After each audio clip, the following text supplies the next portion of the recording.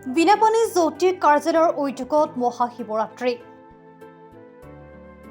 বিনাপানী জ্যোতি কাৰ্যালয়ৰ স্বত্বাধিকাৰী জ্যোতিষী অপূৰ্ব দেৱশৰ্মাৰ নেতৃত্বত সম্পূৰ্ণ একক প্ৰচেষ্টাত আজিৰে পৰা 3দিনীয়া বৰ্ণাঢ্য কাৰ্যসূচীৰে 19তম শিৱৰাত্ৰি মহোৎসৱৰ আৰম্ভণি হয়।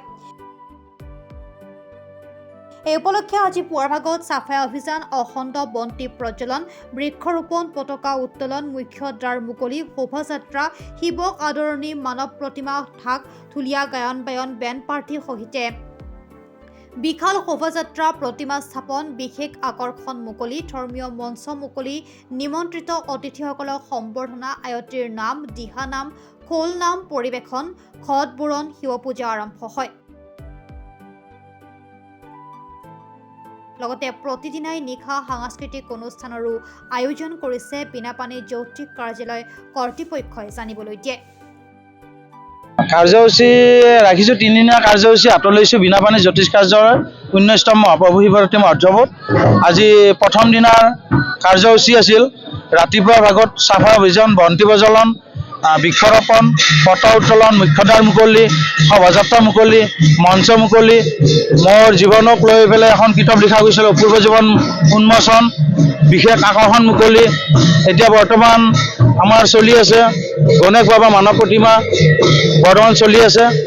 কিছু পিছত আমি এটা সুন্দৰ এটা শোভাযাত্ৰাৰ দৰে পানী তোলা পৰ্ব এটা আৰম্ভ কৰিম।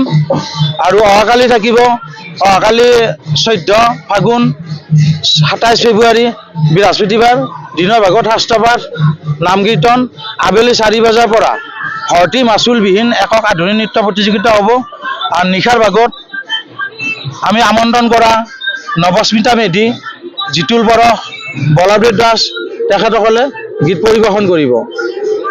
আৰু দ্বিতীয় দিনাৰ কাৰ্যসূচীত থাকিব দিনৰ ভাগত শাস্ত্ৰপাঠ, অৰ্থাৎ 15 ফাগুন 28 ফেব্ৰুৱাৰী শুক্ৰবাৰে দিনৰ ভাগত শাস্ত্ৰপাঠ, নাম কীৰ্তন, আৰু গধূলি অৰ্থাৎ নিশা 8 বজাৰ পৰা আমন্ত্ৰণ কৰি অনা সুদূৰ মালুবাৰীৰ 2 নম্বৰ ধামগুণ্ডাৰ পঞ্চনন নাট্য পৰিষদে তেখেতসকলে নাট্য অভিনয় কৰিব। মই কিছুমানে বিচাৰে নিজৰ ঘৰখনৰ কাৰণে বিচাৰে, মই কিন্তু বিচাৰে আচলতে সকলোকে ভাল, সকলোৱে ঈশ্বৰে ভালে ৰাখক, মোকো ৰাখক সকলো সমাজক। কাৰণ মই সামাজিক কাম কৰি খুবেই আনন্দিত, খুবেই ভাল পাওঁ। সেইকাৰণে সমাজৰ মংগল হ'লে মোৰো নিশ্চয় মংগল হ'ব। বিনাপানী জ্যোতিষ কাৰ্যালয় একক প্ৰচেষ্টাৰ অকল ময়ে গোটেইখিনি মই অকলে কৰিছোঁ।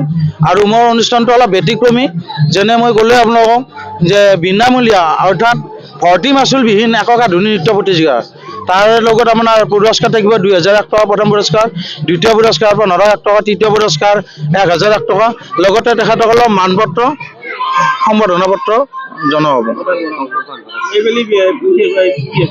এইবেলি বিশেষভাৱে আমি বিনাপানী জ্যোতিষ কাৰ্যালয়ৰ পূজাস্থলীত 6 ফুট ওখ জাপি এটা আমি আনিছোঁ।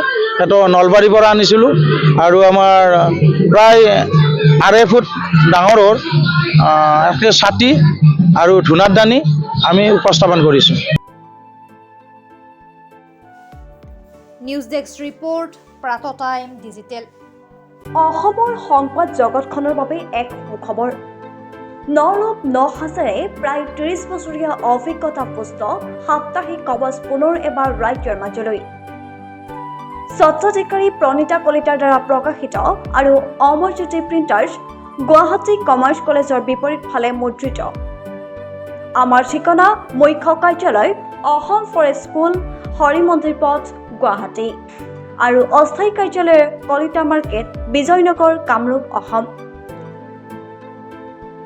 মোবাইল নং 9435114666 আৰু 7024722813। Mail ID probhatiahom@gmail.com।